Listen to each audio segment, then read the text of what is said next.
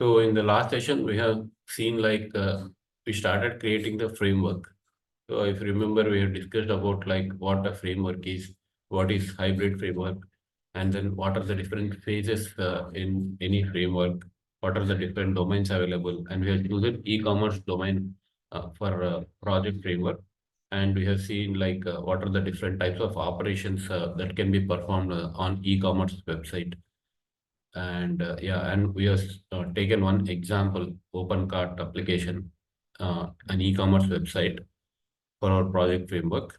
So this is the URL of it, and we started the development phase even, right? So we are here, and if you open this document, right, hybrid framework.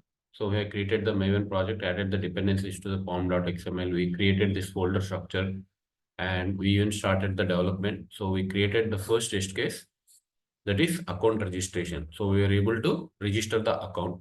So as part of that, we created the base page under page objects. We created the constructor within it. We created the page object classes for home page and registration page under this package, page objects package. So that like any web page will have one page object class, and that page object class is gonna extend this base page.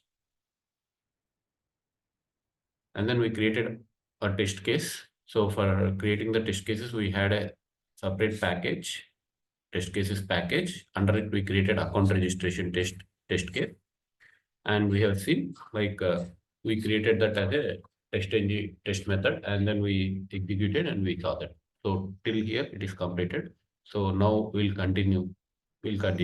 So we'll create reusable methods. So why we need to create the reusable methods to generate random numbers and strings? So if you see here, this was where we stopped this method, right? Validate account registration, right?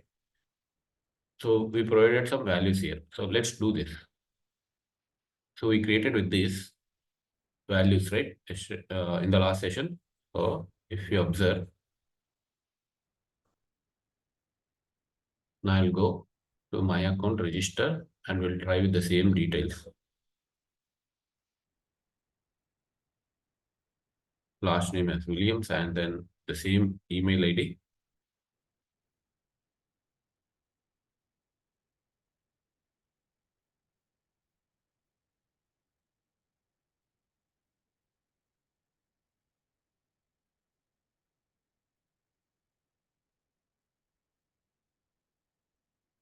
All right. So if I say continue here, right? I say continue. And it's, if you observe, it says email address is already registered because we executed the script yesterday, right? With these details.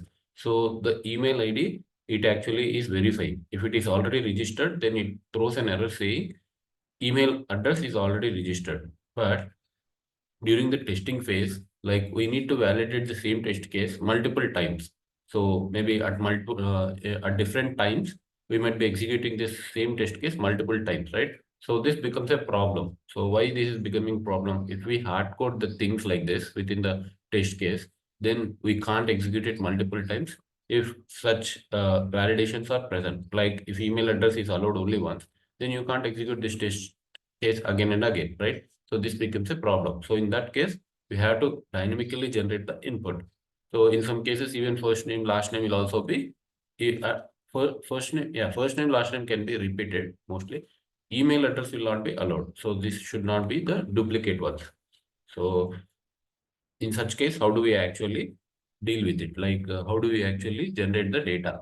Test data is, so we'll make this a random data. So how do we actually create the random data? So let me show you that. You have to pass some random data to it.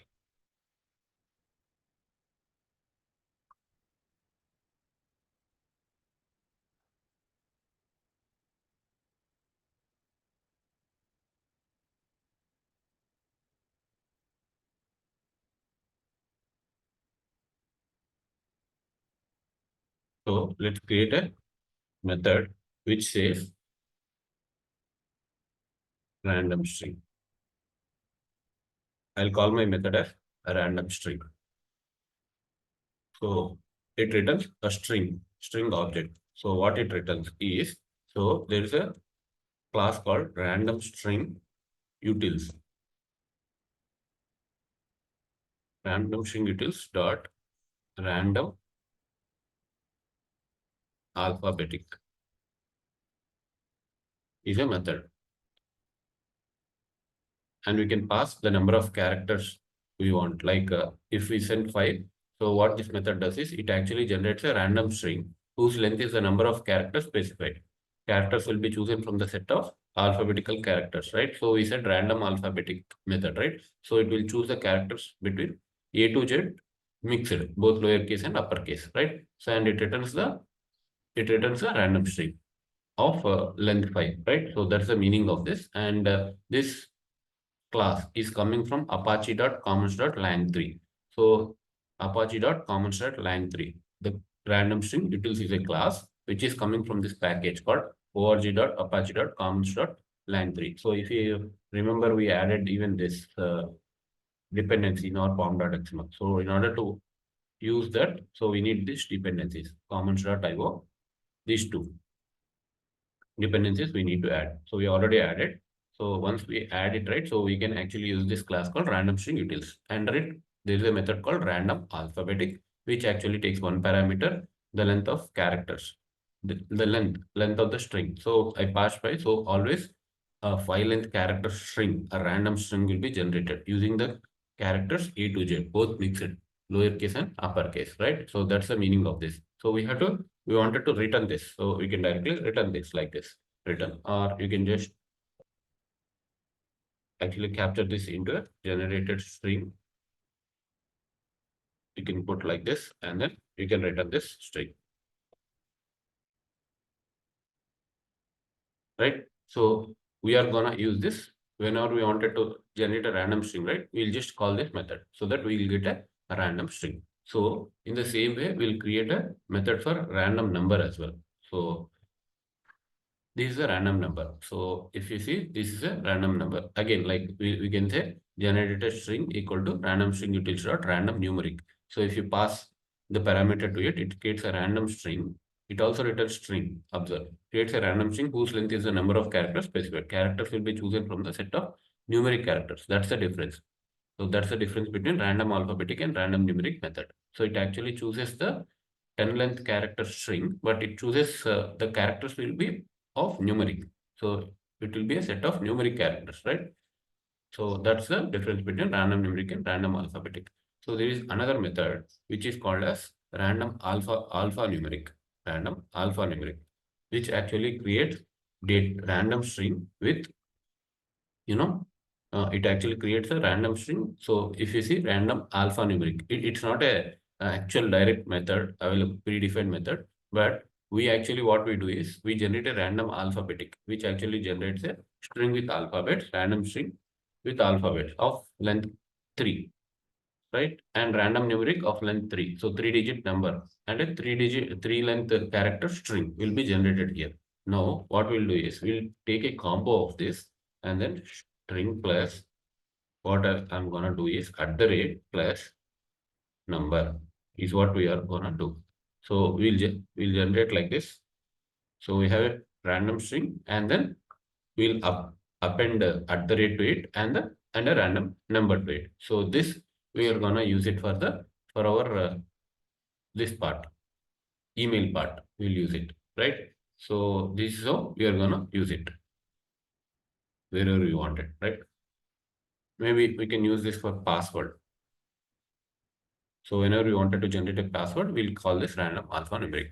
Let's see how to use this, right? So we created three methods: random string, which generates a random string; random number, which generates a random number to us; and random alphanumeric. So we have written a small logic here, so that like a combination of string and numeric will be written with @ in between the string and the number, right? All right. Now, how do we use this random strings to pass the input, right?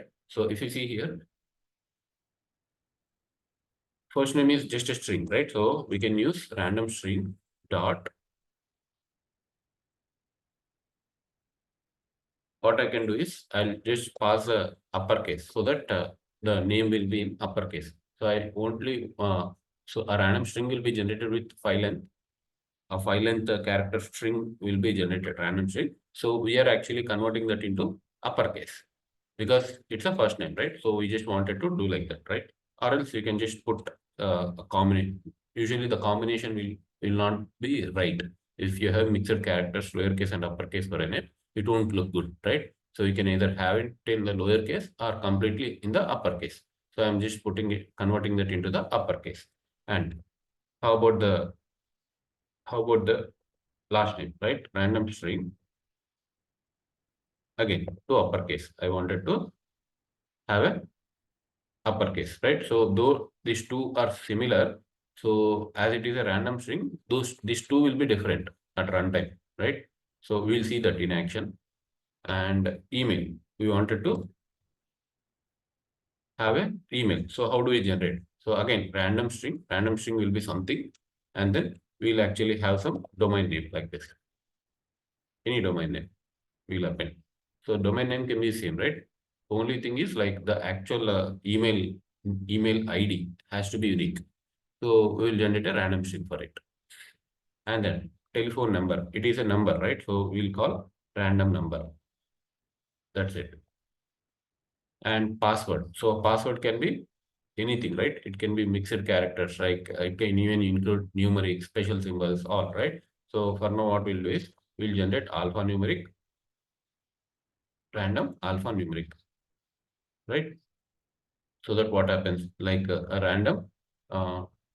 a random alphabet numeric combination will be generated and that will be returned here. So that we will be using it for the password. So the same. So what happens if we use like this? So in this case, what happens is if I use like this random alpha numeric, so both are different, right? So both seems to be the same method, but it is random string, right? So we can't assure that it will be the same for set password and set confirm password.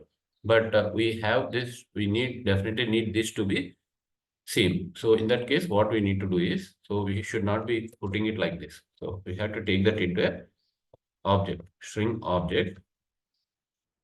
And then now we have some random string in the password generated. So this password, you can use it like this.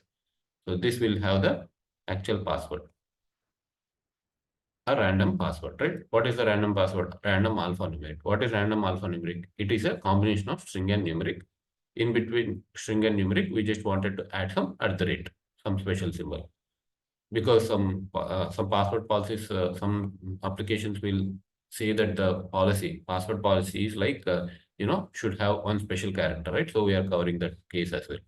So this actually makes our test case look like, it has the input random, not the fixed input, but a random input, right? Now let's execute this.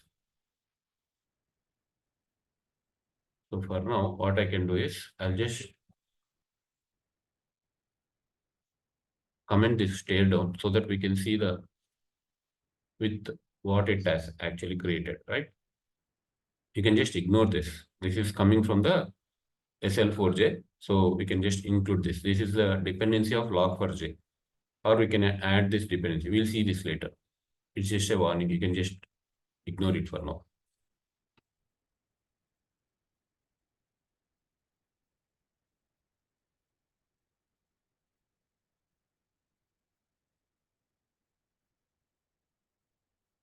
Yeah, you can see it created with a random string, right?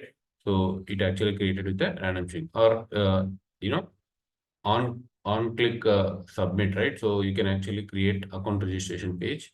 Go here, or in the test case. So whenever you wanted to click continue, right? So before click continue, we can just add some sleep time and then we can see with what it has generated. But we have clearly seen that, right? So it was different. It was completely random, right? So this is how you can actually generate you can actually populate the strings, random strings and random numbers, right? So if you observe, these are the random strings and random numbers, and these could be used somewhere else as well in our test cases, right? So, but if you actually, where did we write here? In a particular test case called account registration test. Like this, we are gonna create many test cases, right? So if any other test case needs the input like this, randomness, then again we need to repeat this in that class as well, right? Like that we have to repeat this code again and again. So what did we discuss about the framework? So once we write it, we have to reuse it. That's the main feature of frameworks, right? So we have to keep this in a common place so that we can actually use that later for any other test cases as well. So how do we do that? So we just need to put this into some other class where we can reuse it.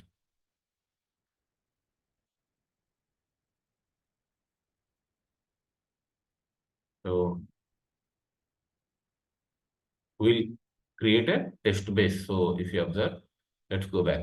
Create reusable methods to generate random string and numbers. This is done, right? We have seen. Now create base class under test base, right? Test base package and copy reusable method. So we are going to create a base class. So let me create a base class. I'll call this as a base class under test base, right? So this is my class under test base. Now we'll actually put all these methods here under test base. All the methods, right? So let's go back. Where are these methods? Random string, random number, and random alpha. So I'll just remove it, move it from this to base class, right? So that what happens, we can use this. So any test case, and in all the test cases, what we'll do is we'll actually extend this, extends base class. Just get it from this, import it from this package, right? So with this, what happens? Any test case, we'll extend it from the base class. So base class will have the common code. And again, like random strings we have kept. And also, if you observe, setup and tear down are the methods which are required for every test case, right? So every test case has to actually,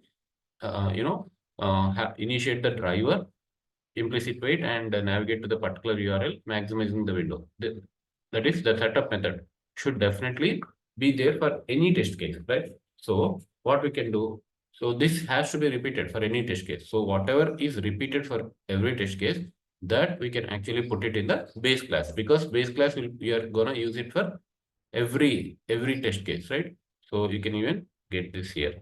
We don't need it here.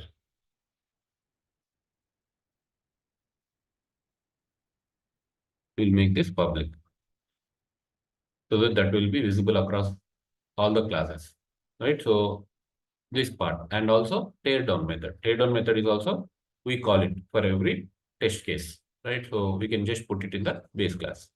So now we have all the methods which are like reused for all the test cases. So almost all the test cases needs before class and after class, that is setup and tear down methods. So, and also these methods might be used for some of the test cases. So all those common methods. So we'll put it in one class called base class, which is in the test base package. See, and then we are gonna extend this base class for all the classes. So see here, like this. Now see how it looks. Our test case is purely contains only test method for test validation, right? Particular test validation. We wanted to validate account registration. So only that code will be there at the rate, which is denoted with at the rate test annotation. So now let me execute again and show you. This time what we'll do is I'll just add some wait time here.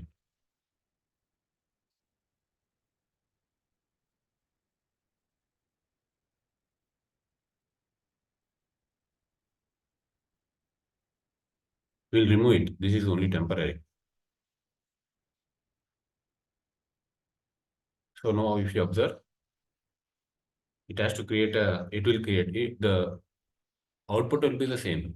But what did we do is we actually got that common code which will be used by any test case, which can be used across any test case. So if there is any such code, common code, so we actually put it in some other class called base class, and we'll extend that class in all the test cases. So if you see here, yeah, intentionally we stopped here. So if you see ATMNFX is this email ID, and this password is also like random, right? So that's how we actually did, right? And you can see test run one passed. So because it's a completely random string, so there is very less chances that the random string could be the same for email ID. So this is the reason we have created an input. We have provided the input with a random string and random numbers. All right. So this is how you need to actually provide the input when you wanted the random dynamic input instead of the fixed input, because fixed input might actually is giving us some errors, right? So in order to generate the random input, so we'll use a this class, this method, random string, random numeric. So these are not the built-in ones, but there are some built-in methods which we'll use, and we'll put them in a method like this, so that we can call this easily, right? So random string utils is a class which is coming from org.apache.commons.lang3, right? Which has different methods in it. We have used those methods and created our own custom methods, right? And we also put these methods along with the setup and takedown method, which will be used for every test case in a class called BaseClass, which is a test-based package. And every test case will be extending that BaseClass, right? So remember that. And this got executed successfully, right? So if you go back to the document, so it says create BaseClass under test-based package and copy reusable methods. Yes, we did, right? Reusable methods we copied into it. All right. So the first step is done. That is automating the test case account registration is done, right? So any questions?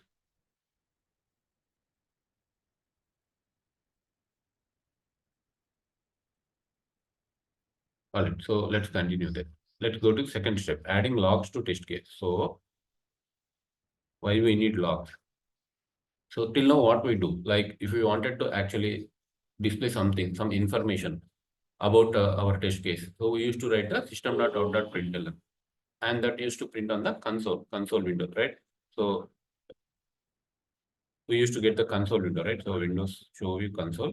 So this is our console window, and we used to get the output here. We used to see it here. But the issue with this is, so if you wanted to actually track like a lot of test cases, say for example 100 test cases, that will be huge to track within the console. And also the other problem is that will be erased, wiped out once you execute the other test case, right? So it will not be saved somewhere else. So you can't actually refer it back when you want it in future, right? So what's the solution for this is having this having this information put in a file, so that we can actually have this file stored in log file, stored somewhere else, and we can refer that later whenever we want it, right? And why do we even need these messages, either system.out.println, which we displayed in the console, or the log messages which we wanted to write into a file? Why do we even need these messages in the first place? So we actually generate the logs. So there could be some unexpected situations happen, right? So unexpected exceptions might occur. So due to some network connections, or we don't know, for some reason, our test cases might fail, right? So in such cases, we need the info why it failed. So for all the test cases, right? So this is the reason logs will help us. In real time, what happens usually is while developing the applications, developers write logs in the application, so that a log file will be very handy for them. Because like if you are performing some testing, right? So the main events will be logged. All the main events, right, will be interactions or events within the application will be logged in a file. And if something some unexpected thing happens, and when we call that as a bug or defect, and assign that to a developer, then they ask you to send the log file of the application. So when we send the log file, they actually analyze the log file, and there is higher chances that the root cause can be found with you just by looking at the log file. That's the main purpose of logs. And why do we need as an automation tester logs to generate in a file is, so during our automation scripts, again, like some unexpected error might occur, unexpected exception could be there, right? So all that information we wanted to capture, so that when we view the log file, so we should be able to tell why the test case has failed, so that we can easily fix that, right? Or else you need to again repeat that manually, all the test cases which are failed. So the overall point is, like, logs are very helpful when we are writing the either in the development for the developers, or also the automation testers. So generating the logs within the script is very important, because this can be used later for analyzing. So that's the main advantage of generating the logs. Now, how do you actually generate the logs? We are going to use some third-party library. So Selenium doesn't have an inbuilt capability of generating the logs. So we are going to depend on a third-party library called log4j2. It's actually log4j. So it 2 is the actual version name. So it's a new version. It used to be log4j. So the new version is 2, log4j2. It will be written like this. So you can even view it here, log4j2. So just type in and you can see it is also developed by Apache. So if you remember Apache, we used it for reading Excel sheet, right? So Apache POA libraries. So the same Apache is also developed log4j as well. So you can see all related information regarding the log4j here. So mainly to use this log4j to generate the, we use log4j to generate the logs, right? So there is some procedure within it. How do we use it, right? Like first thing, we have to add the dependencies for the log4j. So I think we already added to our form.xml in the last session. So if you see these two, log4j core and also log4j API. So these two are required to use the to generate the logs using log4j2, right? And you can go through the information here about the log4j.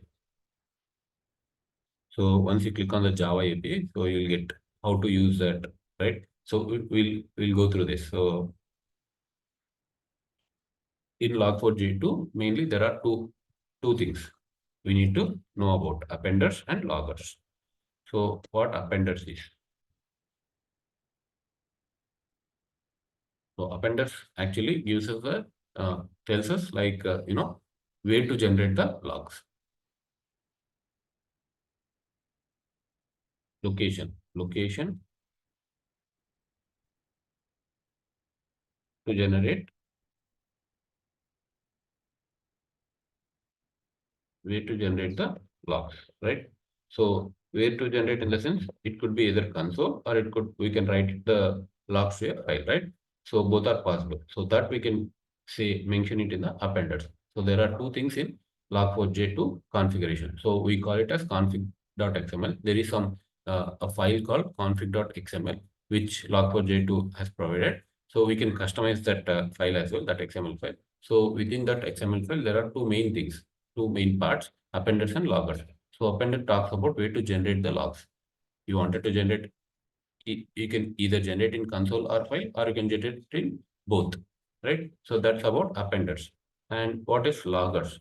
So loggers is about what level of logs you need. So what are the levels means what level of logs we wanted to generate is can be specified within the loggers. So what's the levels? What are the levels? So these are the different levels. So starting from high to low, right? So off is you will not generate any logs. Fatal is only the major ones, like the application crash like that, right? So if the application is not even started or if it crashed abruptly, then only that messages, that level of logs will be generated in the log file. If you mention the log level as fatal, so no other information will be provided in your log file. So error, only errors will be displayed, like user errors, or if there is any unexpected application error, then if you mention the log level as error, only that kind of information will be present in the log. Warning. So all the kind of warnings will be warnings. These are not severe, but these are just warnings. So if you actually mention the level as one, only warnings will be not only warnings. So whenever we specify some level, right, so according to that level and also the lower levels will also be displayed.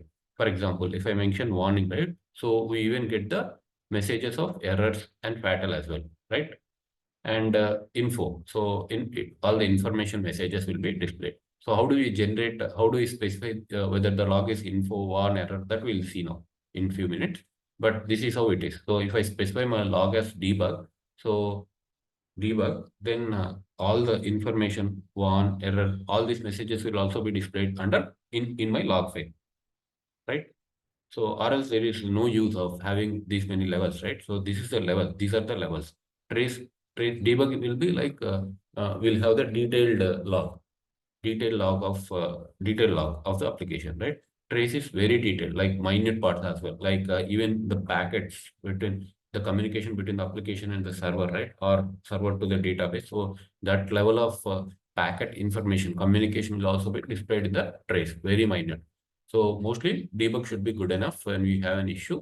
So usually developer team. So if we are performing some manual testing, right, and if you found any defect, so then they ask you to send a debug log. So in that case, in the application, there will be some setting where you actually set your log to debug. You'll set the debug and then you perform the test again. And a log file will be generated in debug mode. So debug mode in the sense it will have more information about the issue. So about the entire activity which you made from end to end flow to actually, uh, in order to actually generate that error, right? That issue. So that will be debug log. So you'll send the debug log to the developers. That's between development team and QA team. But within the QA team, automation testing, how this is useful is, so whenever you set your log to debug mode, so every detail of the failures for the test case will be in the log file. So looking at it, so we can start the analysis of why it failed and we can find the root cause. So at least that will be our starting step to figure out the what the issue is. Trace will be very minute and all is like everything. It will actually cover all the levels less than this, right? So these are the different levels of logs we can generate using loggers, and appenders are used to generate logs. We will specify either console or file or both console and file, right? So this is about the appenders and loggers. These are the two main things we need to know before we start log4j. Right, now let me show you. So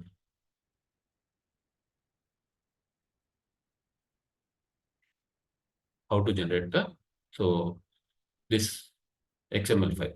If you go back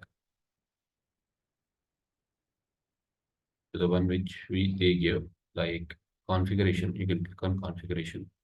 So this is the configuration, default configuration they give. So you can either use this or like the one which I'm gonna share you now, right? So mostly it will be like, this is what we discussed, right? So within the appenders, we can specify some properties within it and within loggers. So definitely there will be the configuration we need to specify. Within it, there will be appenders and loggers. See, appenders and loggers. Within the appenders and loggers, it's up to us. Like how do we want it to configure it? It's customizable. So you can also refer this URL for more information. But for now, what I'm gonna do is I already prepared some XML file for log4j. So let me copy it here. And remember, it has to be copied under SRC test resources only. So if you have main package, SRC main resources, only in that it has to be copied, right? Because when we are using the log4j class and methods of it, so it will actually try to find if the configuration file. So this we call it as log4j configuration file. So if this XML file is present within the test resources is what it will search for. So, and also the name also should be fixed, log4j2.xml. Even that is not like customizable one. It has to be fixed. You should not be changing, you should not be renaming this file, right? Log4j2.xml, and also it has to be present in the SRC test resources. If you have SRC main resources package, then you folder, you can even put that in SRC main resources, but it has to be present in that as only, right? And also the name is fixed, log4j2.xml. You should not change that. And now coming to the configuration. So if you see here, configuration status equal to something like this configuration status, which is at the beginning, is internal to log4j2. So that is for log4j, how to generate the logs for its own application called log4j, right? So if something happens, so even log4j is also some application or some software, right? Piece of software. So or a framework, right? So within it, there could be some issues. So how we wanted that issues to be present in that log. So that we specify it. So you don't need to consider this for now. You might get confused. So just leave about this. This is just a configuration tag, right? Now coming to properties, right? So properties, we define it like, okay, we'll even come to these properties later. Just observe appenders and loggers for now. So this is the appenders. So what did we say? Appenders, where we wanted to generate the logs for. So if you see here, console and the rolling file. So let's first see console. Console name, we have to specify some name here. This name can be anything. and target where we wanted to generate the target, where we wanted to generate the logs. So system.out actually outputs the log messages onto the console, right? So this is important. And then pattern layout. So this, how do you wanted the pattern? So how you wanted the messages to be displayed in the log file? So we have specified, if you observe, we have specified some property here with the at the rate, with the dollar symbol, and then in the curly braces, we have specified some property name. So which actually says this is a property, which actually represents a property, right? So this log pattern. So if you go back, so how, where do we specify this property is? So at the beginning, we have specified something called properties. We have something called properties, and within it, we define some properties. See, property attribute name equal to log path. This is my property name, and this is, and we are adding it like this.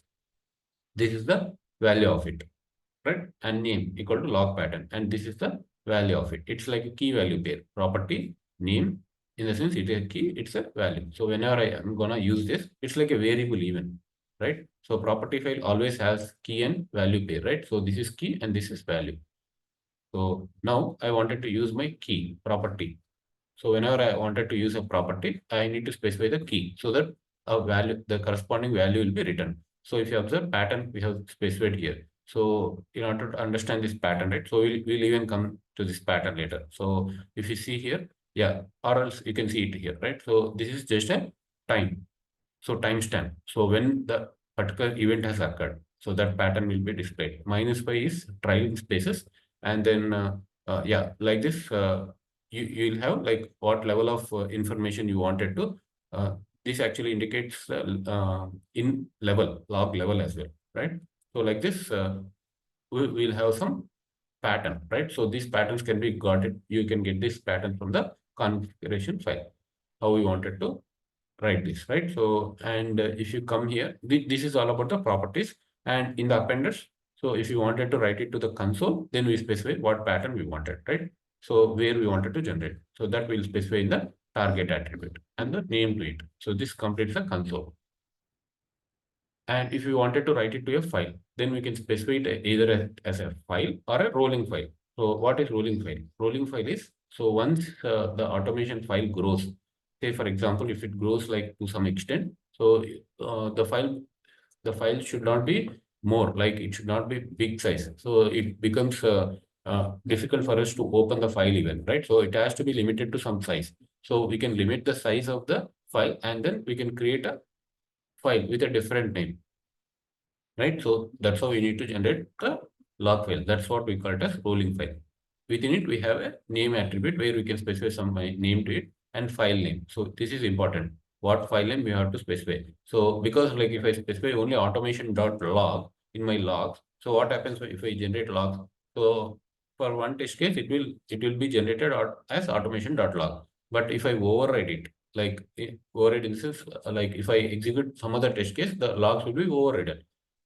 The previously executed test case logs will be wiped off, right? So we don't want it to be like that, right? So we can actually have it like this. So what we are doing is we are using the property log path, that is dot indicates the base path, base project. So dot indicates the current project, right? Within the current project, we are specifying /logs, in the sense logs folder, right? So that's what here. So when we specify log path, logs within the project, logs folder within the project. Within that, we wanted to generate automation.log file.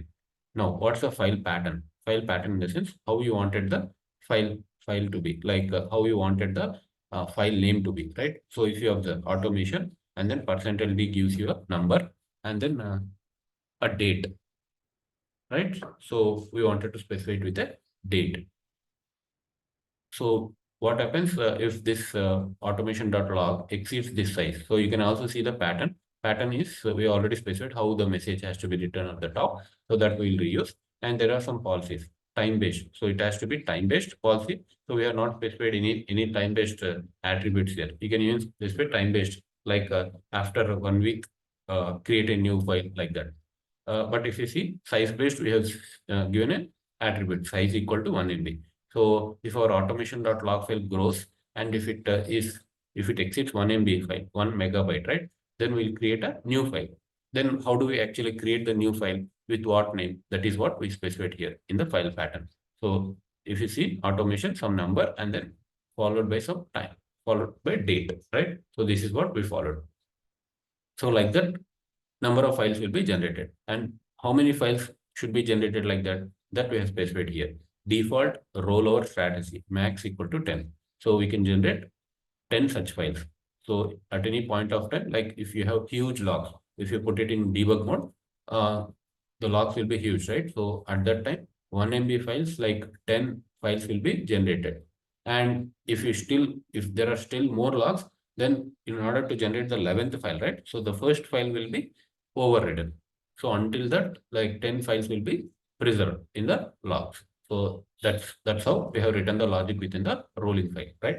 So how did we achieve that? Using the file pattern where we specified the file name with a timestamp, and we actually are using some property called some tag here, size-based triggering policy, right? We are using some policy which says like size 1 MB. So if it exceeds this 1 MB size, then the new file will be created. And we are also specifying the rollover strategy. That is when the file has to be overridden. So 10 such files has to be created, 1 MB file. Only then override the first file is what we are saying, right? So this is all about the rolling file within the appenders. So appenders, either you can display it on the console or you can display the logs in the rolling in the file, right? So if you wanted to specify in a file, so these are the minimum properties we have to set. And then loggers, right? So we said like appenders and loggers is very important, right? When we are discussing about log4j2. So this is loggers. So appenders we are done. Where to generate the logs is done. Now, what level we wanted to generate. So that will specify in the loggers. So if you see here, root level equal to debug. If I specify debug, so debug messages will be displayed. So if I specify info, only info messages will be displayed. And within it, we just need to reference the file. So you need to specify appender reference and ref is reference. So all this you have to use as is. These are all not customizable, right? So ref reference equal to what is your reference? So whatever name you have specified here. So I specified my in the appenders. So there are name properties within console rolling file, right? So we have to specify that name here. So if I specify file, so it will look for a property file here, a property name file. So name file is present for rolling file. So this part will be executed. So this is the place where the logs will be generated, right? So if I specify appender reference equal to console, so it will look for the console. So the name console. So name console is present for this one, right? So this part will be executed. So that we specify here in the root under loggers. That's it. We also specify the root level. So this is all about at a high level understanding of log4j, right? So once we have this XML configured tightly, so then we can use this in our test cases. So how do we use that? So let me show you that. If you go back, so add log4j2.xml file under src test resources. This is done. So update base class. So how do we update the base class? We'll see that. So this logs we have to generate for every class, every test case, right? So every test case we have to generate, and every test case is extending base class, which we created just now, right? So here, what we are gonna do is we are gonna create a logger class object. And also you have to be careful to when you are importing the logger class. So it will be present in multiple packages. So you have to choose the right one. So logger apache dot logging dot log4j. This has to be chosen, the right package, right? So log4j dot logger. All right. This is the package, right? So let me put it here so that it will be easy for you later to refer, right? So we need to create an object for logger. Yeah, we created logger. And then what we need to do? We need to actually write it in the setup. So logger equal to log manager dot get logger of.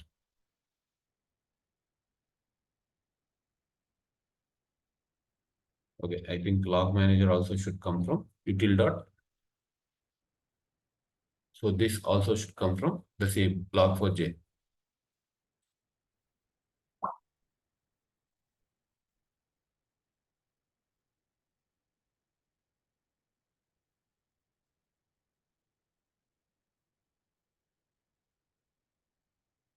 Java.util. No, this is not util, right? Log manager. It is directly taking that. So we wanted this log manager to be from org.apache.logging log4j log manager.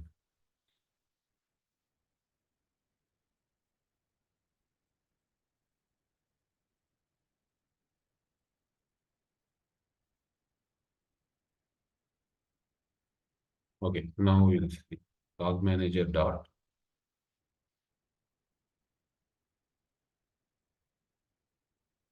So by default, it is actually picking up. Okay, let's remove this. Now it will ask us to import. So now you can import it from the org.apache, apache.logging.log4j. All right. So now this is fine, right? So by default, it was trying to import it from util package. So we just removed it, and then it is asking. Then tell me from which package I wanted to import is what it asked. So we have chosen this, right? All right. So logger class and log manager. So these two classes, so we have to get it from this package, exact this package. You have seen, right? So there are multiple packages in which logger class is present. So you have to be careful in selection, right? And then get logger of this dot get class. So why we are saying this? So whenever we say this, it represents the current instance of the class, right? So we are saying this class. So when we say this class and base class is extended by any class, then that becomes the that class, right? So this will be applicable to that class. And every test case is one class, right, for us. So we are actually extending this base class. In that case, so that logger will be applicable to this test case as well, right? Because that's a feature of inheritance, right? So when you extend some class, so all these methods and the instance variable, public variables are automatically available to the child class, right? So that's what happens here. So that's the reason we are putting the common things in the base class. So later, we'll actually extend this base class in each test case so that all these are available within our class as well, within our test case, right? So what did we do here? We created a logger object and then logger equal to log manager dot get logger of this class. So we are calling this method and this dot get class. So this has to be as is. So once we get this object logger, then we can use this to actually log some things. We can log, right? We can write the log messages, add log statements to account registration test. So let's go back to the registration test and we can add the logs to it. So we can start adding the logs. So for example,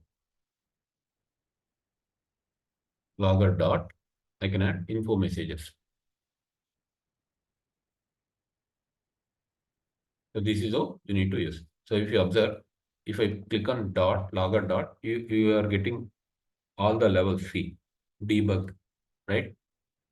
Debug level. If I say I, info level. If I say W, I'll get the warn messages like this, right? Fatal, error, all kind of methods are there within the logger object, which is of class logger, right? Now, I wanted to choose the info and I'll just put something like this, something like this, and then we'll just put some stars here, and then we'll say we are starting the test case. I'm starting the test case, my test case here, test case name here,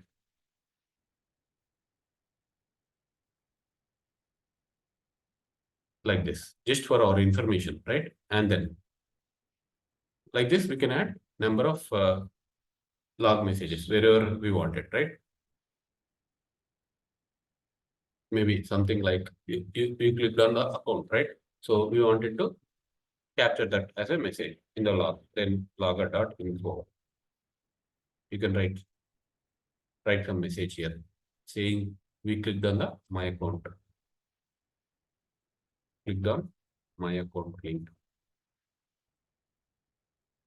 like this. Wherever you wanted, you can add it like that. And we clicked on the register and we wanted to capture this, clicked on the register link,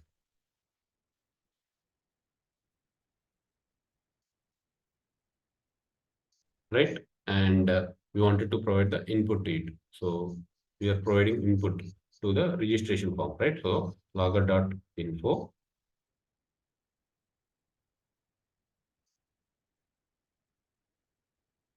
We can just say we are providing customer details is what we can say.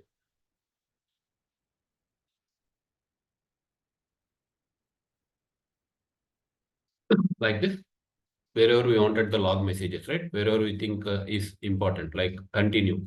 After continue, we wanted to, what are we doing? We are validating we are performing some validation, right? So we can do that as well. Like we can log that as well. So we'll say we are validating the expected message. So like this, wherever you wanted at the main places, like whenever some action is gonna perform or after perform, so you can just put like that. I'm just removing this sleep time here now, and yeah, that's it. So like this, you go on, you can add the messages to it, and yeah, let's do it like this. And once this is done, right? So once we execute this, let's execute this. Then what should happen is a log file has to be generated in logs with the name automation.log, right? So let's see that.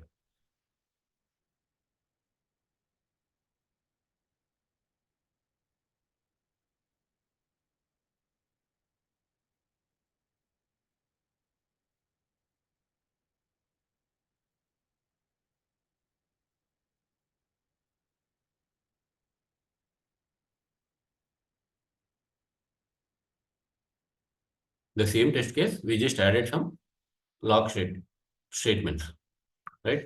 We just logged something. Yeah, it is passed and you can go back. So on log, so you have to refresh on right click, refresh. So you get an automation dot log. So you can see it here. It's an info, right? So you can see this was the pattern, logout pattern, log pattern, and level, that is info, which we specified here. If you observe in the loggers, we have specified info. And also when we specify info, right? So in the test case, whatever are the info messages, right? So info using info method, we'll be providing some message, right? So all those messages will be captured under here, right? So for now, we specified all the info messages only. So we can see all the messages here, right? So we can even add in some cases, like if there is some error, right? So we can even add like that. For example, so when do we get an error executing this? We don't know, right? So for that, what we can do is we can put it in the try catch block. Try catch and catch the exception.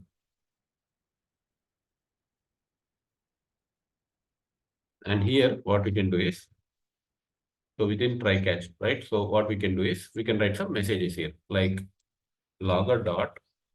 So exception occurs if there is some error, right? So error, logger dot error, and we can specify some message, right? Like we don't know what happened, but test has been failed. And we can just provide the information to it, like exception message. We can provide this is error, right? And we also wanted to fail this. We wanted to know test engine that this is a failed test case, right? So we can fail it, or we can say some message again, like test fail because of some reason. We'll get that message, right? So in the same way, once it is passed, right? So we know it is passed. So it will be info. It will not be the error. Logger dot info. My test case is passed,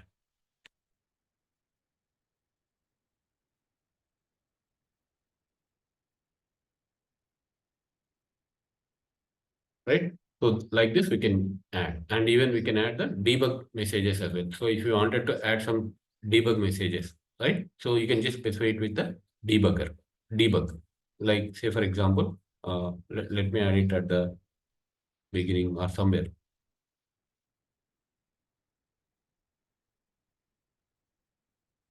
I'll just add it here, logger dot debug.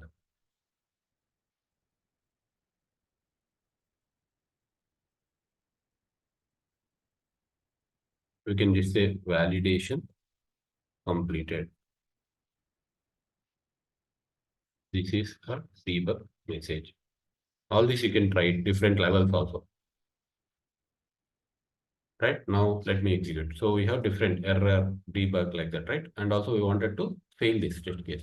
So in order to fail this test case, what we can do is we can just provide some invalid input to it, or we can just make this validation.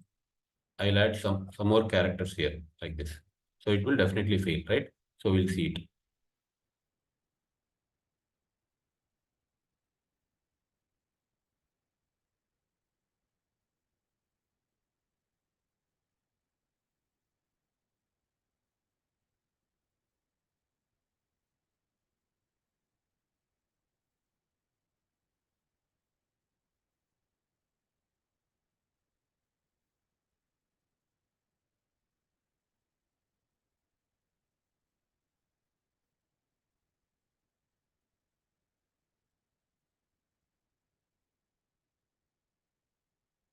Here you can see it failed. TestNG failed the test case, right? So the test case has been failed. All right.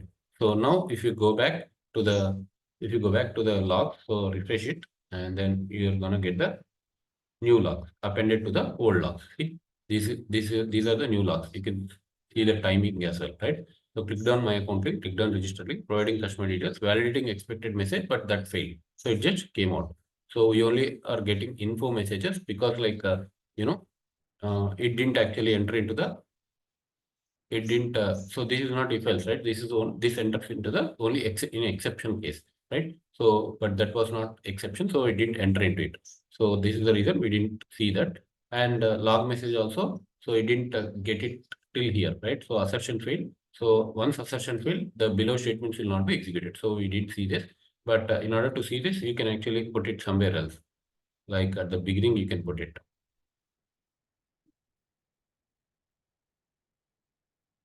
somewhere else like this. You can just remove this. This is a debug message, and you can execute it, and later you can see it. You'll get the debug messages. Only thing is like the level you will see it as debug here, right? So in the same way, error like that. You can even change this info to debug, and then yeah, you definitely need to change this to debug. Only then debug messages will be visible, right? So if you put it to debug, then run it, then you will see this debug messages and all the levels below it. All the levels below it is in the sense debug, and all the levels less than info one error. So once you set it to debug, info messages will also be displayed. So you can test it. Like you can just modify the config property root level to debug and then run it. So you'll get the debug messages as well.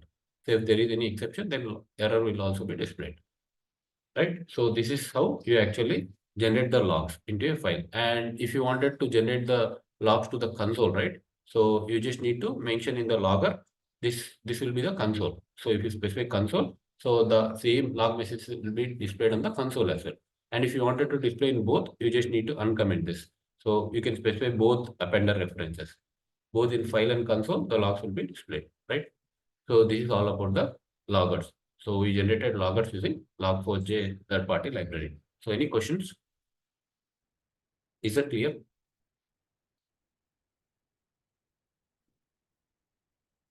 All right. So we'll go to the next topic then.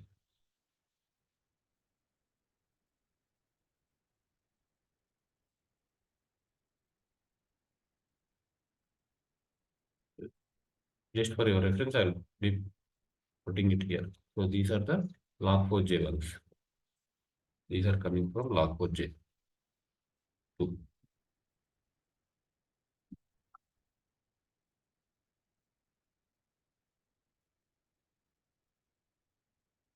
Now, let's go back to our document. So what did we do here?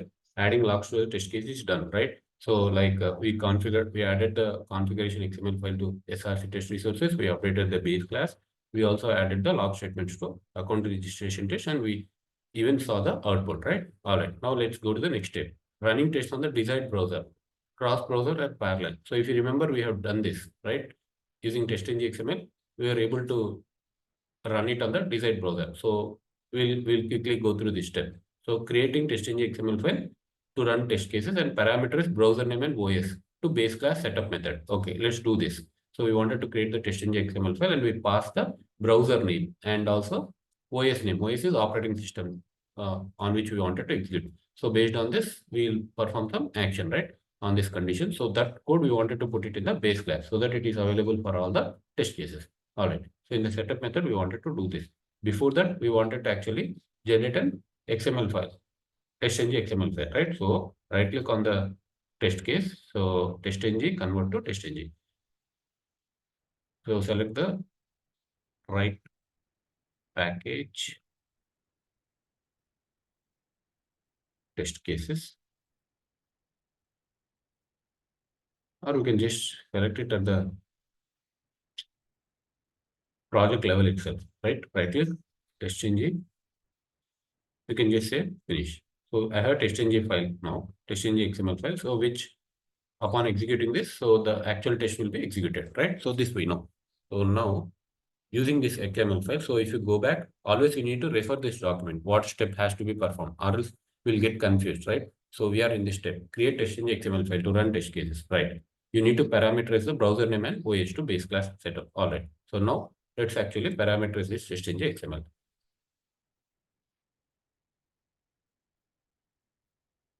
So how do we actually add the parameters to the test.ng XML? So we usually get the parameters here after the test. We specify the parameters, right? So let me specify the parameters. So parameter name equal to,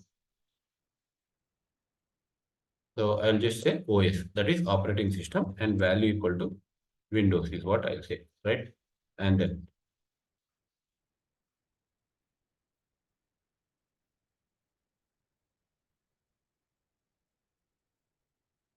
we can just end this here.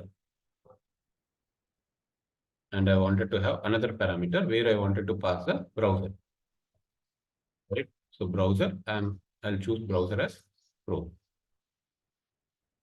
All right. Now this has to be captured by some class, right? That will put it in the setup method in the base class. So in the base class, we need to actually capture this browser. So how do we write it? So we have seen this earlier, right? How to capture it. So at the rate parameters, what are the parameters? So we need to pass these parameters within the curly braces. So OS and browser. So get these parameters from the XML file is what we are saying. And just import these parameters annotation from test.ng annotations, right? All right. So this has to be captured by the setup method. So we can capture this into two parameters and let's say like this. And then depending on this, this we have to initiate this, right? Initiate the browser. So OS we can use it later, right? For now, we'll use the browser. So how do we actually put this code? So we'll just have this code like this. We'll write a switch statement. This we have seen it earlier. So I'll just have the same code written here. So if you observe, so this we have seen earlier. You have written a switch case. So browser to lower case. So whatever may be the browser you give, we are just converting it to the lower case just to compare it in the case statement. So case Chrome. So if it is Chrome, we are initiating driver to the new Chrome driver. If it is Edge, we'll just initiate with the Edge driver, right? So import this from Selenium package and then break, right? So default is like system.out.println, no batching. So if some invalid browser name is specified, so we'll just say no matching browser and we'll return it. So we will not write break. So if you write the break, it will come out of the switch and you will try to execute all this. But you don't even have the driver initiated, right? So then we get the exception. So we are returning here, right? So once you return, so the program will be terminated. So that's the reason we are writing the return statement. This we have discussed, right? So yeah, this is how we actually set up the browser, right? Now, what do we need to do? Again, go back. Create test.ng, browser name and OS to base class setup method. Yeah, we added. Now update base class setup method, launch browser based on condition. Yeah, we'll launch it, right? Maintain separate XML to run tests on multiple browsers in parallel. Okay, we'll also copy this file. First, we'll run this, right? So test.ng XML on Chrome, we have already seen, right? So we'll just see on Edge. how it works. So what did we do here? We just added two parameters in our test.ng XML file, and also in the base class we added the switch case. So based on my chosen browser, so the driver will be initiated, and on that particular browser, the test case has to be executed, right? So go back to test.ng XML.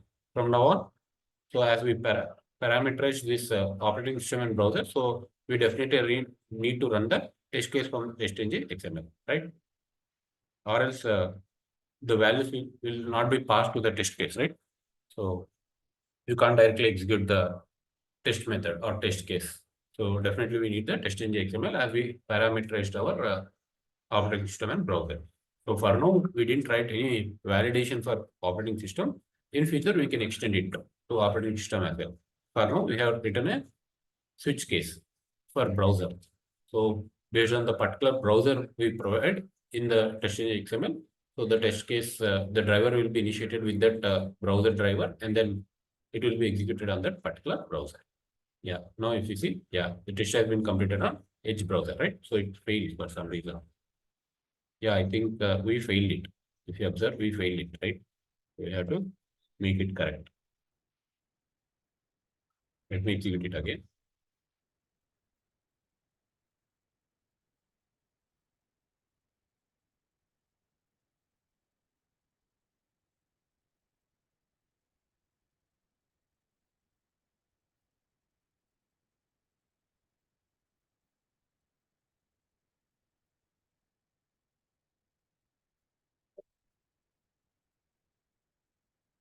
So you can see Edge browser has been opened now, and it is the test case has been executed on the Edge browser. Yeah, perfect. This time it is passed, right? So yeah, so meaning this value has been parameters has been successfully passed to the base class setup method. All right, now I wanted to execute in parallel multiple browsers. So in that case, how do we do that? So first of all, yeah, before that, I wanted to have this as a master suite. So we'll be making multiple changes going forward. So I'll just take a copy of this and we'll name it as my master suite, master master.xml. So whenever I wanted to make some changes, right? So I'll take this as a copy, or I'll make changes in this XML file, right? Now going back to testing XML file. So this is one test, right? So I wanted to execute the same test on a different browser as well. Don't wanted to change this parameter, but I wanted to execute on both browsers one by one, right? So in serial, if you wanted to execute, so you can specify it like this. So first Chrome browser will be executed, and then followed by Edge browser. The same test case will be executed on the Edge browser, right? So you can just name the tests also. Like I can just name it as Chrome test, and this can be our Edge test.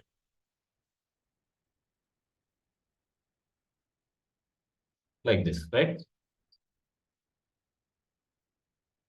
And once I execute it now, so it will be executed on Chrome and also Edge, right? So I'm not going to do that. We have already seen this. So you can just execute this XML so that it actually executes on Chrome, and or else let's do that quickly.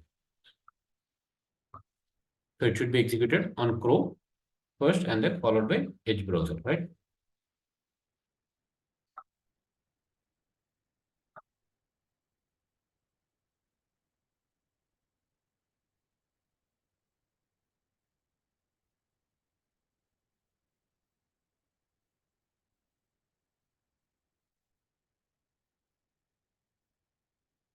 And this you can extend to any other browsers as well. See, Chrome browser has done. Now it has to it has to start the Edge. Yeah, it has to execute the same test case on the Edge browser according to our XML file, right? So like this, you can write number of tests for different browsers as well. You just need to copy the test and specify the value for your browser. And according to that, we need to have the switch condition mentioned in the setup method in base class. Yeah, done. See, Edge is also done, right? So two test case has been passed on two different browsers. All right. Now, if I wanted to see how much time it took, right? If we are running in serial, right? I wanted to do it in parallel. So how do we do that? Even this we have seen. I'll just have the copy of the XML file, and you can see we are doing that in parallel now. So if for that, the only change is thread count will specify at the suite level, and will at the suite level we'll just say parallel equal to test. So the test has to be run parallel is what we mean by this statement, right? So if you execute this, so this time both the browsers will be executed at the same time.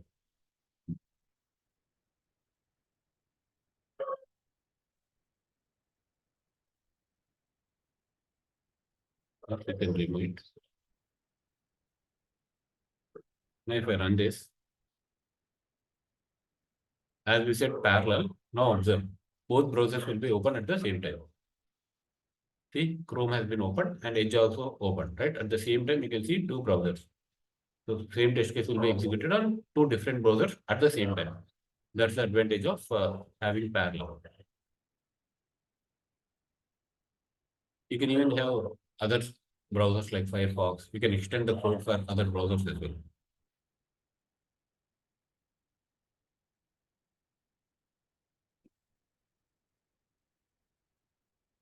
See how quick it was.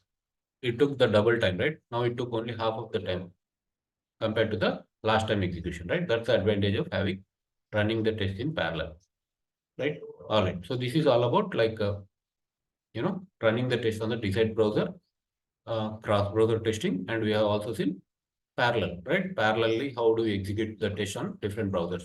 So we are done with the third step as well. So we are maintaining separate XML file to run test on. Yeah, we maintain that, right? So that's what we call it as cross-browser test. All right.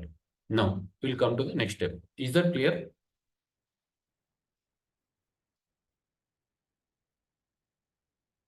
All right. Now we'll actually go for the config.properties and yeah, so read common values from config.properties. So what are all the common properties? We have to create some file called config.properties and you have to put that under src test resources, right? So let me put the config.properties, then you will come to know what are the properties, right? So these are our properties. So if I wanted to use the application URL, right? So maybe if I wanted to change this URL, right? So for some reason, like it might be on a different machine, it might be installed on a different VM, right? So in that case, I wanted to just execute all my test case on a different application, different URL, right? So for that, you don't need to modify something in your code. You can just put it in the config.property, just modify this URL. So on that particular URL, on that particular machine, the same application will be executed, right? So email, password to log into the application, right? So in some cases, like if I wanted to log in with some different name to execute my test cases, we can just control all that from this config.properties file. So we always need something like config.properties file. Again, we'll put that in src test resources, right?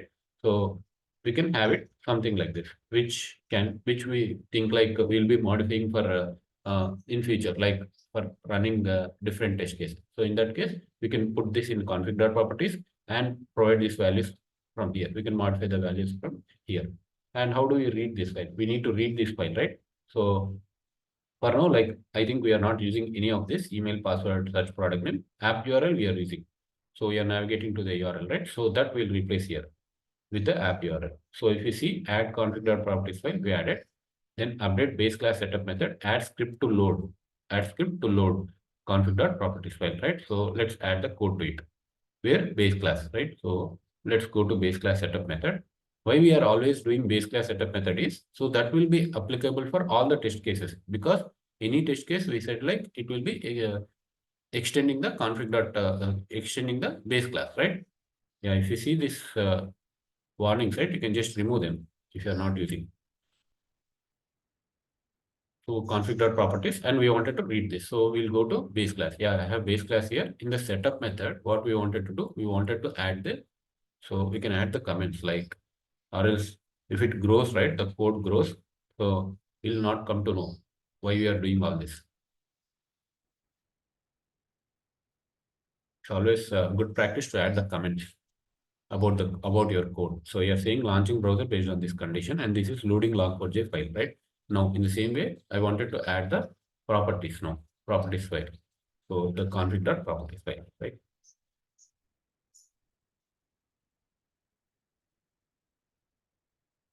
see how we are gonna load this, right? We'll use something called file reader class, new file reader of, we need to specify the location. Just import it from java.io, and we need to specify the add throws declaration. Yeah, you can just add throws declaration. And here we need to specify the config.properties file where it is present. So we need to specify dot, which indicates the current project src test resources config.properties. So this is the file we wanted to load, that we have specified using file reader class. Now we need to specify the properties file as well. So to read the config.properties, we need the properties file as well. So for that, we need to create an object of properties, like how we created logger object. We'll create a properties object as well, and just import it from java.it. So p dot, how do we actually load it, right? So we create an object, p dot properties, p equal to p is properties, right? Properties class, new properties.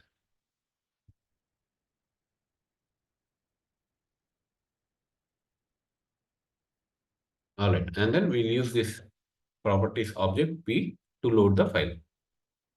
For that, we'll use a method called load file, right? Again, we need to throw the declare. Yeah, we need to throw the exception, right?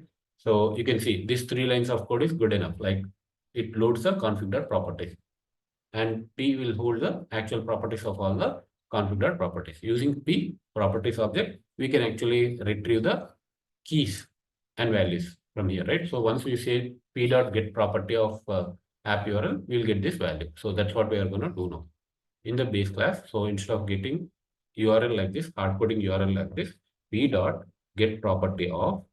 So what's the property of app URL, right? So if you go back, app URL is the property name. So that we'll use it here. That's it. So P dot get property of app URL.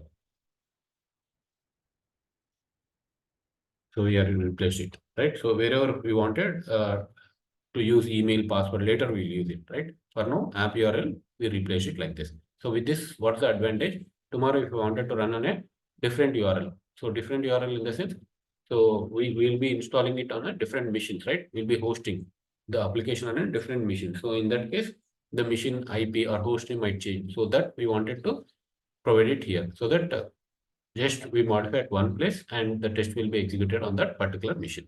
So this is the reason we actually have maintain the separate maintain the properties like this in a separate configured properties file. All right. So what did we do here for this? We just added we created a properties object and we loaded the file, right? We just specified the file with file reader. Now let me execute this. That's it, right? So if you go back to the file, so update base class setup method, add script to load config.properties file. Yes, we have done this. Replace hard-coded values in test cases like URL, username, password. This we have done, right? Now, once we are done with this, so we can't execute it from here because it's the OS and browser has been parameterized, right? So we can only execute it from here. Test engine. So we have specified Edge, that's fine. So the test case is going to execute on Edge now, Edge browser. So all that we need to test here is whether the app URL is getting loaded or not, right? Because we have put it in the config.properties and we are reading the URL from by loading the properties file. That's what we wanted to validate now.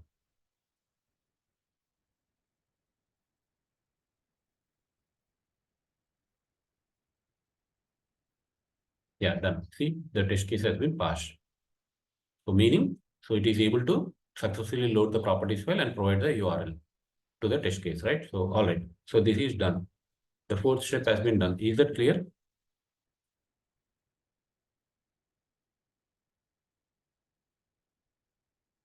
Any questions? We are going step by step. All right. So let's continue then. So next login test case. So we are done with one test case. Now see how easy it becomes for adding the test cases, right? So the rest of the test cases. So for example, account registration is done, right? Now we are going to create a login test case. So how do we actually log in? So if you go back to the application, so you will click on my account. So this we call it as home page, and on home page we had my account link, and within it we had register and login. So my account page, in the home page we called this as home page. In the home page we had my account link as well as register link, and we also had login link here, right? So to login we need to click on this link. So in the home page we need to add the link called login, and once we get onto this page, so this is login page. So again, a new web page. So new web page in the sense, new page object class we have to create. So we are going to create a new page object class called login page. All right. So let's do them. So if you go back, so that's what it says. Create and update page object classes, login page and my account page, right? So why we need to create new classes are home page. So new class, my account page, and home page update by adding login link. So first we'll add the login link, link in the home page. So this we call it as home page, and here we had my account and register link. So let, let me show you. So this was the page we added in the last session. So home page, we call it as home page, and it is extending base page. What does base page have? It has the page factory initialize. So we use page factory here, and we are extending this to all the page object classes. All right. And constructor, we are having constructor just to pass the driver to the parent, immediate parent class constructor, right? So this we have done in the last session itself. I'm just going through it, reviewing it. So within the home page, we had account, my account, and also link register, right?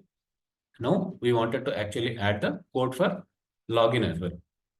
So home page, we'll add the login link as well. So how do we add it? We just need to add the login link like this. So this login step, this is step 5. So I just mentioned the comment like that. And this is the web element. So we have the login link. So how do we log into it? So we need to write a method for it. Right? Click login.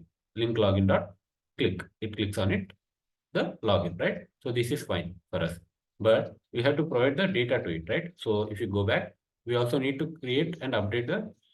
Okay, so what happened here? Home page, my account, and link, login. So home page, my account. So instead of till now, we used to click on the register link. Now we will be clicking on the login link, right? So at beginning, it will be like this, my account, login. Now we are navigated to this page, login page. So we need to create a page object class for this login page, right? So let's do that. So login page. I already created the login page here. So if you see, again, login page is a new page object class, which is extending base page. It will have the constructor to pass the WebDriver instance to the parent class, right? All right. So it has email address, password, and button, if you observe. So it has email address, password, and login button. So here are the web elements for it and the corresponding methods for it, right? Simple. So that's the reason I just already created. I'm just showing you. So this is our simple login page, right? So we already have the login page now. And so once you pass something, right? So say for example,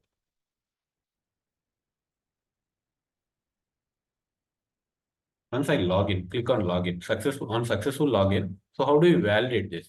So once you log in, you see something called my account here, right? So you should be seeing my account here, my account label here, right? So this is what we need to validate once we log in. So if you pass some invalid credentials, right? So you won't see this. You won't be logged in. You'll be seeing an error message on the same page. You'll not be seeing a my account here. You'll not be taken on to this my account page. So this is, let's call this as my account page once we log in, right? So we wanted to validate this once we log in successfully. So again, this is a new page, right? We are calling it as my account page. So we need to create a new page object class for this again, right? So let's do that. And what we wanted to have it, so we wanted to capture this label my account, and if it is present, if it is displayed, right, then we can conclude that we are in a web page called my account, and my account has been displayed there. So which means that the login is successful. So that's our validation. So let's actually create a page object class for my account page. So I already created it. You can see my account page extends base page. Again, the same constructor, like, right? And the elements for it. So message heading, my account, right? So it's a header, H2 heading. So my account, if it is present or not, we'll see that later. But locator, right? And logout as well. So once we log in, we might wanted to test this with multiple inputs, right? So in that case, we wanted to log out. So you can log out in two ways. So you can see log out from my account and also log out directly here. So we'll use this. This will be simpler, right? So just click on log out, you'll be logged out, right? And then we'll provide the credentials again. Maybe we'll navigate to the URL again, and then we'll again click on login and we'll provide the test data again for the second set of test data. That's what we wanted to do. So in order to do that, we have to come out, we have to log out. So we have captured the logout link as well. Now, message heading, my account, we wanted to validate it, but page object class, we should not write the validation.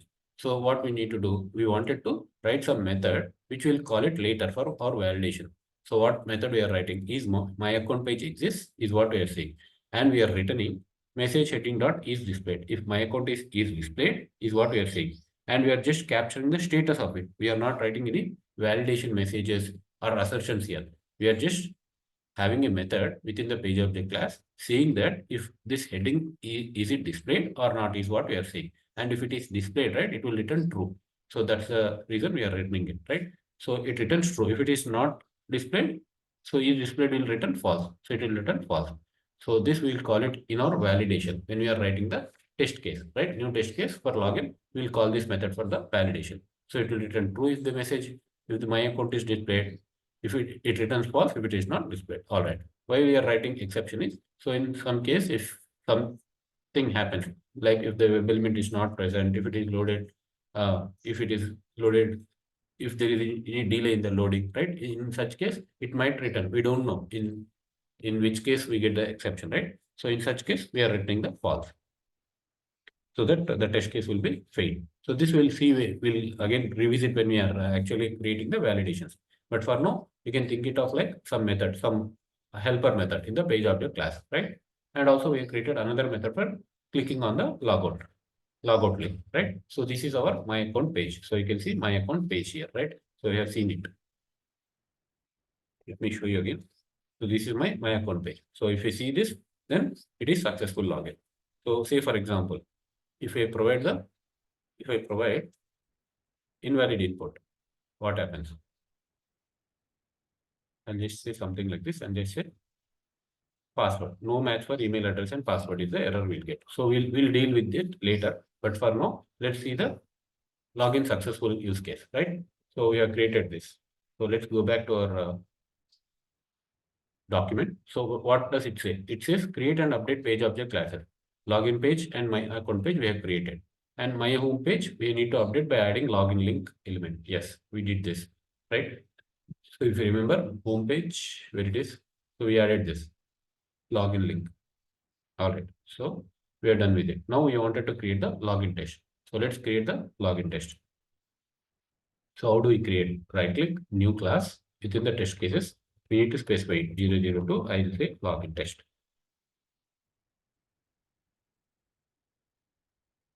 So each test has to extend its base class, right? And base class has to come from this package, test base package. All right. Now we are writing the test case to login test, right? For this, we need to verify the login. So let's verify the login for this. So for this, we'll write the one method, test method, where we'll call that method as verify login.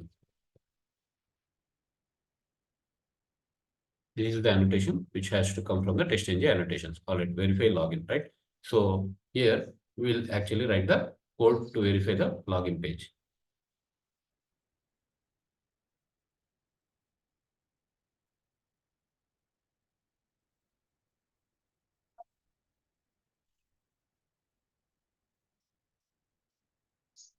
I already have it, so I'll just go through it quickly.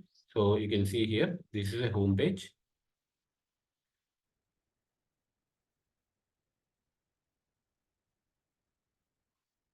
So we are just saying writing some information, log message.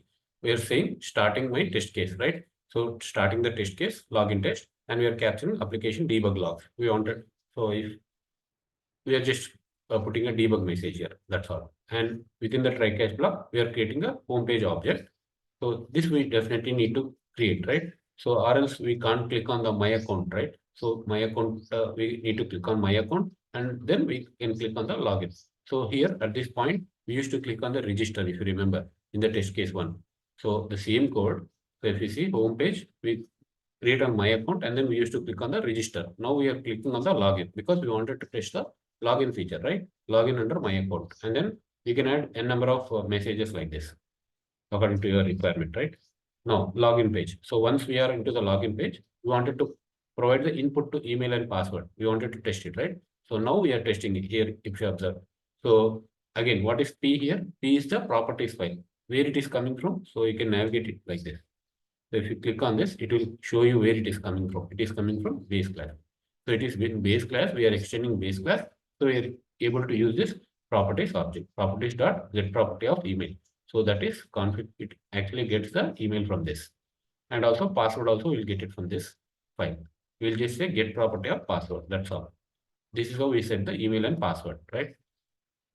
And then click login. We will click on the login button. Then we just send some message. And then once we are into the login, will be into the my account page, right? So this is the my account page, right? And you need to observe whenever you are creating an object of a new page object class, we are passing the WebDriver instance to it, right?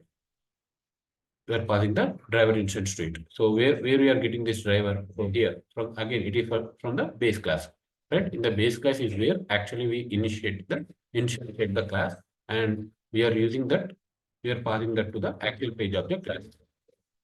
From the page object class, it will be passed to the parent class, base page, where we actually initiate the elements, right? So that's the flow.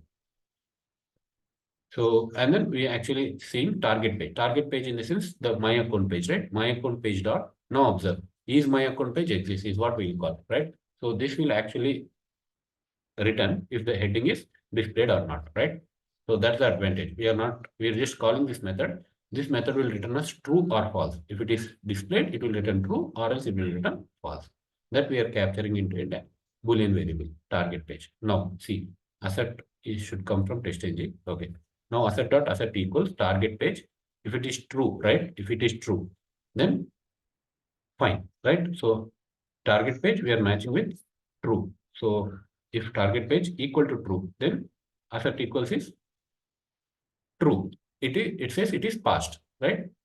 So if it is failed, right? So if it matches target page value is not matching with true, then we are saying write some message login fail and fail the test case is what we are saying, right? All right. So that's the assertion. And we are putting it in a try catch block and we are saying if any exception, the test case has to be failed. So we are calling assertion dot fail. And finally, we are actually displaying some message here that the test case is finished, right? So this is our new test case, login test. So let's execute it. Can I execute it from here? I can't, right? So if I say test engine, so we'll get an error. It just skipped because it clearly says, right? Parameter OS is required by before class or method setup, right? So OS and also browser. So it will also say the browser, right? So browser and OS so are required for our test. See, or base class has to get the OS and browser. Where it will get only if you run it from the test.ng XML, you will get that, right? So go to master.xml, right? Now let me change it to Chrome, and we are passing the browser as Chrome, right? So this will be passed, and what we wanted to execute, we wanted to execute a different class this time. So I'll just comment it out. It will take some time, right, for register. Anyway, we have seen the first test case. So I have commented the class and we are running the second test case, which is login test, right? So where is our master suite here? So I'll just have this here. Now we are gonna execute this from the test.ng XML on the Chrome browser, right? So let's execute this.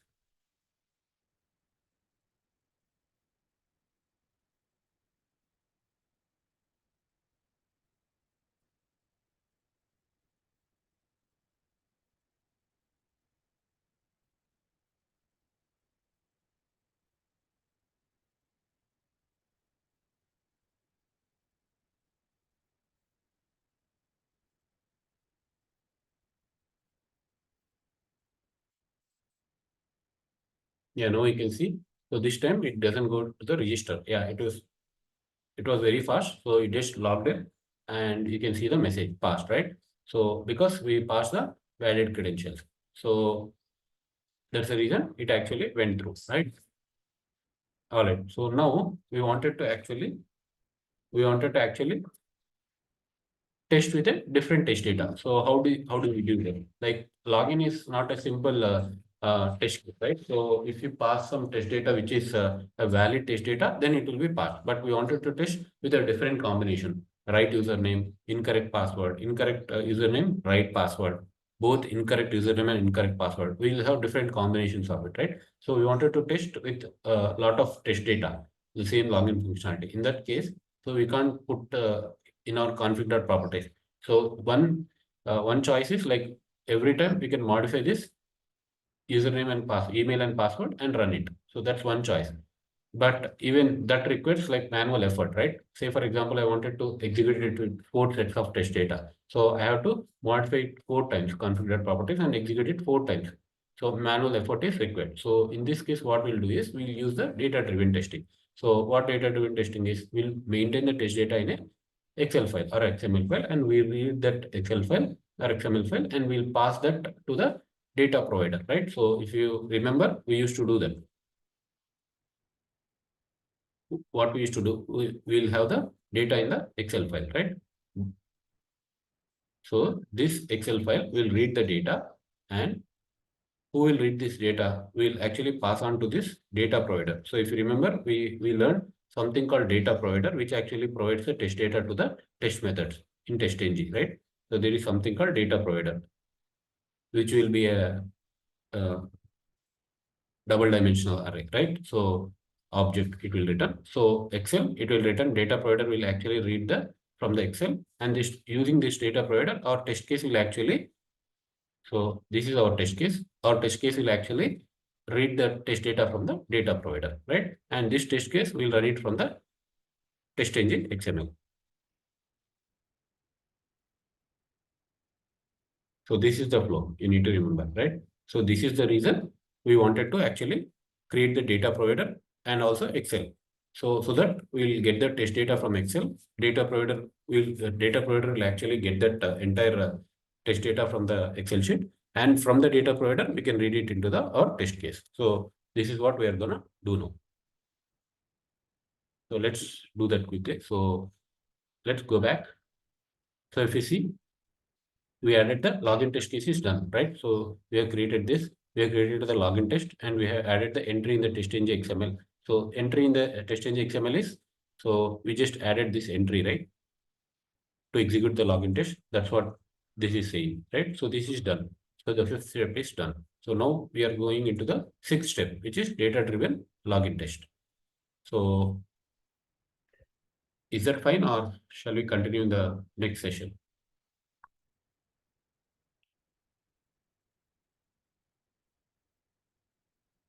Is that clear, first of all, till here? Okay. Okay, so in the next session, we'll continue. But just to recap, so whatever we have done here in this session, let me go through it. So till here, we have done in the last session account registration test. We have just created a test case called account registration, and we were able to execute the test case. Then, so we had a problem of duplicate email IDs, right? So duplicate email IDs can't be accepted for registration by this application. So we wanted a dynamic input to be passed for the email address.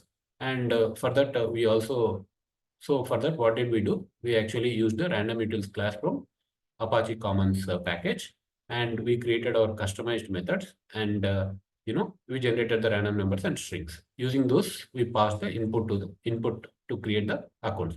We have seen this, and we also moved this reusable methods to a base class within the test-based package, so that these methods can be used by some other classes later point of time if required, right?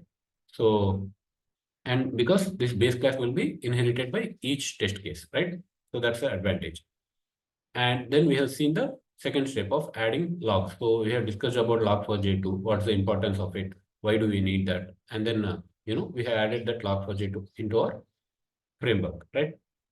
And then we have run the tests on different browsers, and we have also seen how to run it in parallel, right? We have seen that. And we have created a new file, config.properties file, where we can maintain the URL, email, password, like that, so that you don't need to modify it in the code. Whenever it is required, you can just modify it in the config.properties file. And we have seen how to load this file using properties object we created, and we have loaded this file, and we use the properties within the file, and we pass the input to our test case, like that, right? Okay, that step is done. And we have also added a new test case. So till here, so one round is done, like one iteration is done completely for one test case. So we wanted to just include more test cases into our framework. So for that, we just picked up login test case, and picking up login test case. So it's a new page. So what are all the web pages coming up, page object classes? We are creating the new classes, page of web pages. What are all the web pages coming? So for each web page, we are creating one page object class, right? And then once it is done, we have created the test case, login test case, and added that into the test engine XML, and we have seen how to execute that. A login test case, which is successful, we have seen. So now still we have to see data-driven testing. That is like we'll pass multiple test data, invalid test data, valid test data in other combination, right? So all that we'll see that. We'll see how to do that using the data-driven. We have already seen how to actually read the data from Excel and pass it on to our test case. So the same thing we'll do it again in our project, right? So we'll follow these steps and we'll complete it, and then we'll group the test cases. So we'll group it as sanity, regression, and we'll see how to run it from the test engine XML after grouping them. And we'll also generate the extend reports. Right? All this, if you remember, we have seen this in independent sessions, right? So all we are consolidating and putting it into our project framework. And we'll also see how to run the failed test cases. So if some test cases are failed, right? So using the test engine XML, how do you actually run only failed test cases? So that also we'll see in the next session. Mostly we'll try to complete in the next session, all these parts. All right, if you have any questions, if you don't have any questions, then we can wrap up this session. I'm stopping here then.